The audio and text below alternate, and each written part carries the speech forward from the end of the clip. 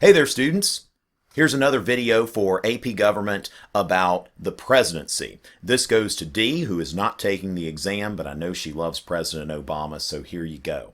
So I'm going to go ahead and just give you a quick primer of 7 functions of the presidency, some officially constitutional and some as matters of tradition, which I will clarify. Now, first of all, the Constitution declares the president to be the commander-in-chief of the armed forces. Now, at only one point has a president actually led troops into the field, George Washington, but they didn't end up going into battle in the Whiskey Rebellion because the rebels But when it comes down to it, although the president doesn't exercise battlefield command, it underscores the principle of civilian control of the military. So when there's an order given, such as when President Obama gave the order to go in and get Osama bin Laden, that the military does not act without the president's authorization.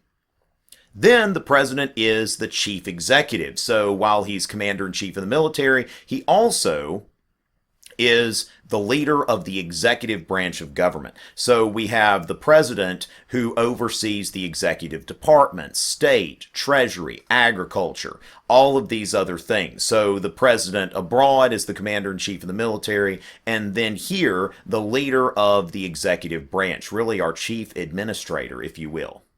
Then he is our chief diplomat, that the president appoints ambassadors. The president also negotiates treaties with the advice and consent of the U.S. Senate. Remember that the Senate collaborates in the confirmation of appointments to be ambassadors, as well as having to ratify treaties by a 2/3 vote. But the president is really the leader of our foreign policy. The president unilaterally opens and closes embassies, and typically people give the presidency a freer hand when it comes to foreign policy than in matters of domestic policy, especially if the other party is in control of one or both houses of Congress.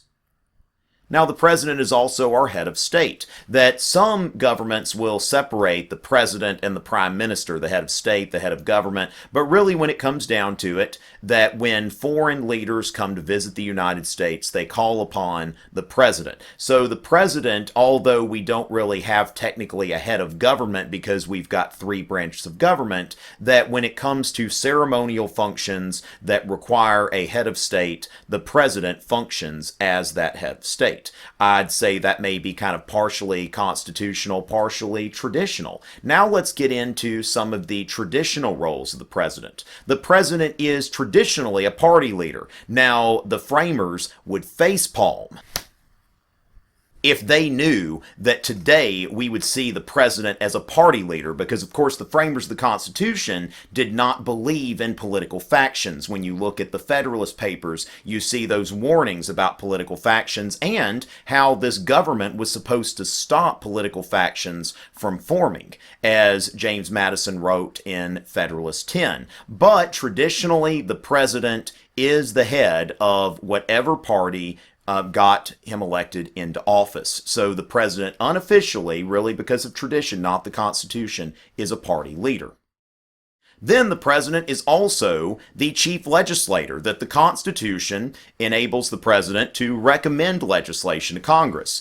And also, of course, the president has the veto power, which is the biggest check that the president has on the legislative. So really, the president is in a lot of ways a third house of Congress, because a lot of times when legislation is being debated that the president doesn't agree with, then the president will issue a veto threat, which in a lot of cases has a chilling effect on the legislation, because if the president vetoes something, of course both houses have to override that veto with a 2/3 vote, which very rarely happens. So that puts the president in a very powerful position in the legislative process. Of course, the president also has the bully pulpit, where the president has the ability to make his views known when things are happening.